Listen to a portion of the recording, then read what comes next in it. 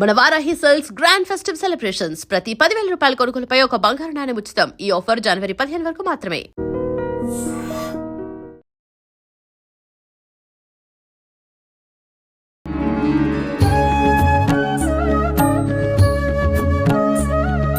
నమస్తే అమ్మా. నమస్తే అమ్మా. అమ్మా, మనము ఎప్పుడైతే తల్లి గర్భంలో ఉన్నామో, ఉన్నంత వరకు కూడా గత జన్మ స్మృతులనేవి మనకు గుర్తుంటాయి.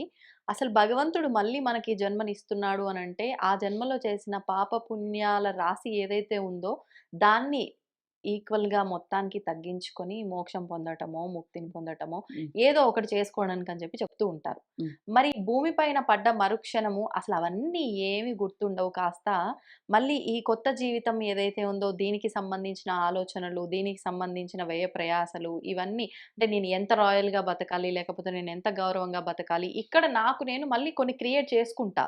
కానీ దాన్ని వదిలేస్తా. అంటే ఈ క్రియేట్ చేస్తున్నప్పుడే కొంతమందికి గత జన్మయి గుర్తొచ్చాయి అని చెప్పి మనం వార్తల్లో విన్నాము. కొంతమందికి, ఒకరిద్దరికి మాత్రమే మనం ఇప్పటివరకు విన్నది. అలా నిజంగా ఎందుకు గుర్తొస్తాయి? మరి గుర్తొచ్చే అవకాశం ఉండి మన పర్పసే అదైనప్పుడు అందరము ఎందుకు మర్చిపోతున్నాం?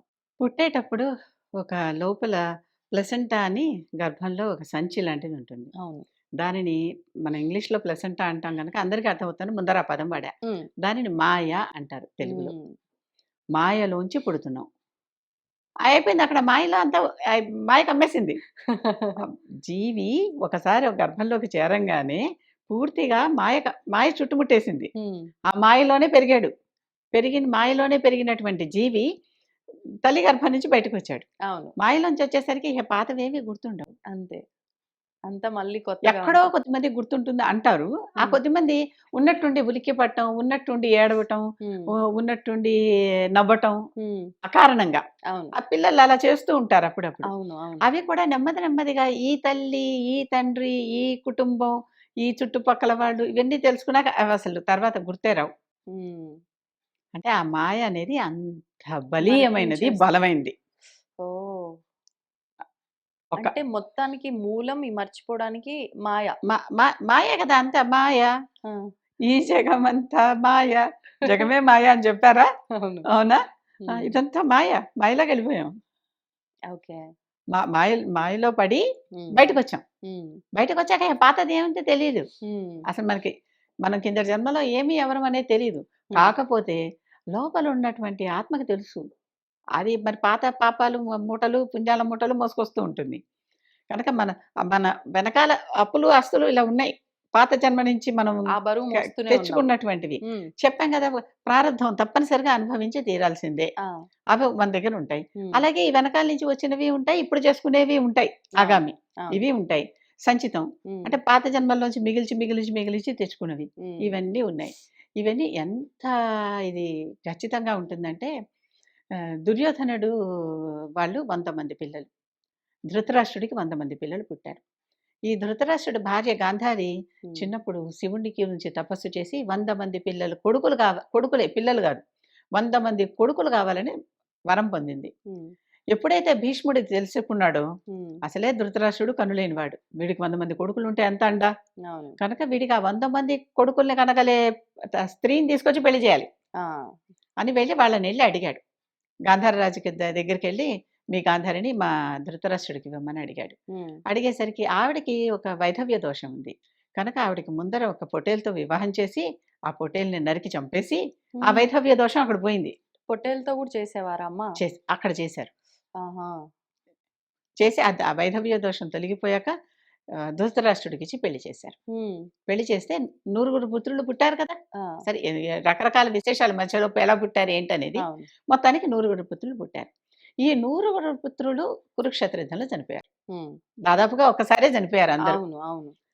ధృతరాష్ట్రుడు ఏడుస్తూ ఉంటాడు. హ్మ్. కృష్ణుడొచ్చి వీళ్ళందరూ యుద్ధం అయిపోయాక పాండవులు, కృష్ణుడు వచ్చి ఓదారుస్తారు. హ్మ్. ఓదారుస్తారు. అప్పుడే కృష్ణుడిని అడుగుతాడు. "అసలు నాకింత పుత్రశోకం ఎందుకు పెట్టావు? హ్మ్. ఇలా నూరుగురు కొడుకులంటే నువ్వు ఒకప్పుడు ఒకరికి నూరుగురు పుత్రుల శోకాన్నిచ్చావు ఆ! ఒక జన్మలో. ఓకే. నా భుక్తం క్షీయతే కర్మ కల్పకోటి శతైరపి. హ్మ్. అవశ్యమనుభోక్తవ్యం కృతం కర్మ శుభాశుభం" అంటుంది శాస్త్రం. ఆ! అదేంటి శతకోటి కల్పాలైనా కూడా ఆ పాపం క్షీణించదుట. ఓహో! 100 ఏళ్ల క్రితం హ్మ్. ఇతను ఒక వేటగాడు రూపంలో ఉండి ఒక చెట్టు మీద ఉన్న గూటు పక్షి గూట్లో హ్మ్. 100 గుడ్లుంటే ఆ గూడు తోసేసి 100 గుడ్లు చచ్చిపోయాయి. బా! ఆ పక్షి వేదన అనుభవించి నా 100 మంది పిల్లల్ని చంపేశాడు. హ్మ్. వీడికి కూడా 100 మంది పిల్లలు పోవుగాక అని శపించింది. ఒక్కసారి పోయాయి 100.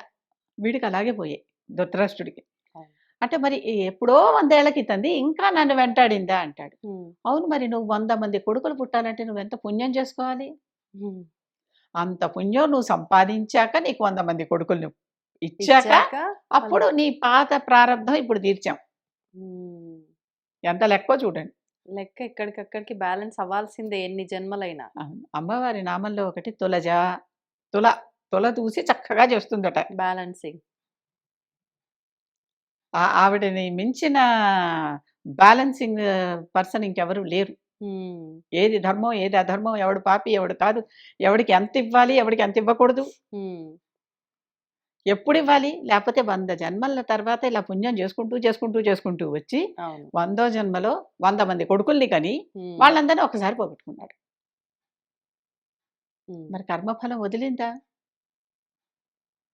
ఒకసారి విష్ణుమూర్తి ఆహ్, రాక్షసుల్ని వెంటాడుతూ వెళ్ళాడు. వాళ్ళందరూ రాక్షసులు పోయి భృగు మహర్షి ఆశ్రమంలో దాక్కున్నాడు. హ్మ్. దాక్కుంటే భృగు మహర్షి లేడు ఆశ్రమంలో. ఆ! భృగు పత్నే అయ్యో! ఎవరో వచ్చారు పాపం రక్ష అన్నారు కూర్చోమంది. ఆ! ఇతనొచ్చాడు. వాళ్ళని బయటికి పంపించే చంపాలన్నాడు విష్ణుమూర్తి. హ్మ్. లేదు నేను ఇవ్వను. అదేంటి నేను రక్ష ఇచ్చేసాను. హ్మ్. నా మాట కూడా చెల్లుబాటు కావాలి గదా! అవును. మా ఆయనొచ్చాక ఏమన్నా మాట్లాడుకో నేను ఇవ్వనంది. ఆ! అలా కాదు వాళ్ళని బయటికి పంపించి నేను వధించాలన్నాడు. నన్ను చంపి కావాలంటే నా మించి వాళ్ళ దగ్గరికెళ్ళంటామే అలా అన్నదావిడ. హ్మ్. అనేసరికి భృగుపత్నిని తల నరికేసి వెళ్ళి ఆ రాక్షసుల్ని చంపేశాడు. భృగు వచ్చాడు. ఆ! నన్ను నా భార్యకి దూరం చేసేసావు కదా! భార్యాభర్తలు విడగొట్టేసావు కదా!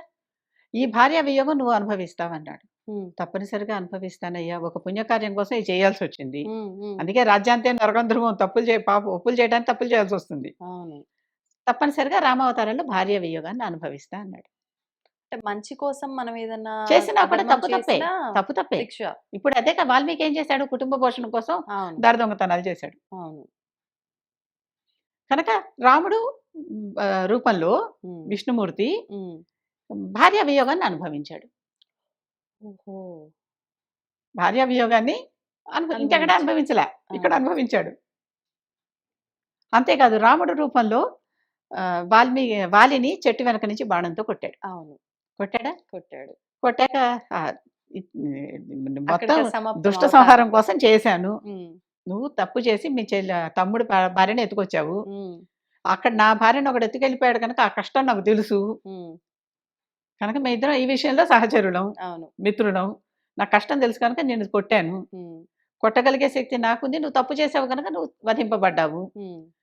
తప్పంటావా? అనుభవిస్తాం హ్మ్. మళ్ళీ. హ్మ్. కృష్ణుడి కాలంలో ఈ వాలే ఒక బోయవాడి రూపంలో వచ్చి ఆ! కాలు పైకి పెట్టి కూర్చుంటే ఎక్కడో చెట్ల బాటుల నుంచి చూసి ఈ వేలును కొట్టాడు. ప్రాణం వదిలేశాడు. ఆ! అయిందా? లెక్క అంటే సరిపోయింది. రాముడికి, కృష్ణుడికే వదల్లేదు. తప్పలేదు. మనమనంగా ఎంత? అవును. కనుక తప్పనిసరిగా ఇవి పునర్జన్మలో ఉన్నటువంటివన్నీ పాతవి మనకు గుర్తు లేకపోయినా హ్మ్. అనుభవించి తీరవలసిందే. ఓకే. కాబట్టి ఏం చేశాము, ఎంత పాపముందో, ఎంత పుణ్యముందో మనకు తెలియకపోవచ్చు. అందుకని గుర్తులేదు. ప్రస్తుతం పుణ్యం చేసుకుంటూ పో. హ్మ్. ప్రస్తుతం పుణ్యం చేసుకుంటూ పో. ప్రస్తుతం ధర్మం చేసుకుంటూ పో. హ్మ్. ఆ భారం తగ్గుతుంది. అంతే. జపతో నాస్తి పాతకం. అవును. జపం చేసుకుంటే పాతకాలు పోతాయంటున్నాడు గదా! హ్మ్. పాపాన్ని మించింది పాతకం. ఆ! ఆ పాతకం పోతుందంటే జపం చేయి. అంతే. అంతే. ఇదొక్కటే మన చేతుల్లో భజ ఉంది. గోవిందం, భజ గోవిందం, భజ గోవిందం మూఢమతే. మిగిలినవన్నీ మూఢులారా అన్నీ వదిలిపెట్టేయండి. గోవిందుడిని భజించండి అన్నాడు శంకరుడు. హ్మ్. ఆదిశంకరుడు. అంతే. అంతే. ధన్యవాదాలమ్మా. And for more videos, Please subscribe to iDream. Please subscribe to iDream. Please subscribe iDream. And please subscribe to iDream. For more videos, subscribe to iDream. please like, share, and subscribe to the channel. Congratulations, iDream. subscribe to iDream. Subscribe to iDream. So subscribe to iDream Media.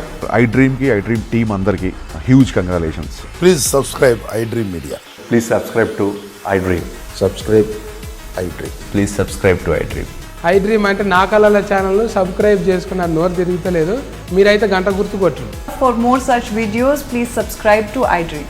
Subscribe to iDream. Please subscribe to iDream. Please subscribe iDream Media. Please do subscribe to iDream. Please subscribe to iDream Media. For best entertainment and information, please subscribe iDream. And don't forget to subscribe to iDream.